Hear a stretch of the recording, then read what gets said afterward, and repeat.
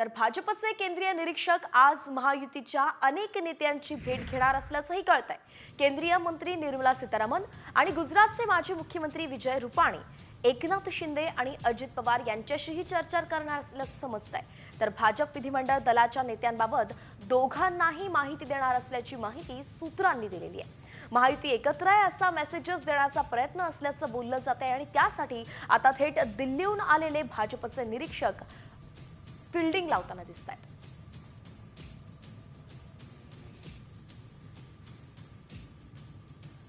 केंद्रीय मंत्री निर्मला सीतारामन आणि गुजरातचे माजी मुख्यमंत्री विजय रुपाणी या दोघांचीही भाजपचे निरीक्षक म्हणून निवड झाली आहे आणि तेच आज मुंबईत येणार आहे।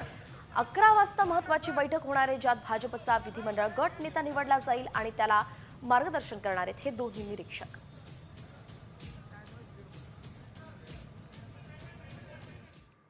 दरम्यान आताची सर्वात मोठी बातमी समोर येतेय। महायुतीचा सत्ता स्थापनेचा फॉर्म्युला ठरला असल्याची माहिती मिळतेय।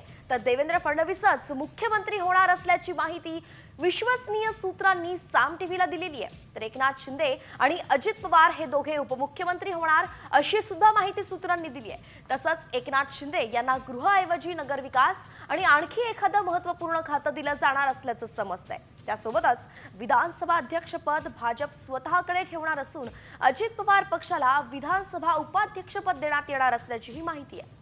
उद्या मुख्यमंत्री आणि 2 उपमुख्यमंत्र्यांसह 20हून अधिक मंत्री शपथ घेणार असल्याची माहिती सूत्रांनी दिली आहे। भाजपच्या वरिष्ठ नेत्यांनी सुद्धा याची पुष्टी केलेली आहे। तेव्हा पाहूयात की महायुतीचा सत्ता स्थापनेचा नेमका हा फॉर्म्युला कसा असणार आहे। मुख्यमंत्री म्हणून देवेंद्र फडणवीस असतील, तर एकनाथ शिंदे हे उपमुख्यमंत्री पदाची धुरा सांभाळतील आणि अजित पवार हे पुन्हा एकदा उपमुख्यमंत्री असतील। गृह मंत्रालय फडणवीसांकडे असेल, नगर विकास मंत्री म्हणून एकनाथ शिंदे असतील, तर अर्थ मंत्रालय पुन्हा एकदा अजित पवार सांभाळतील।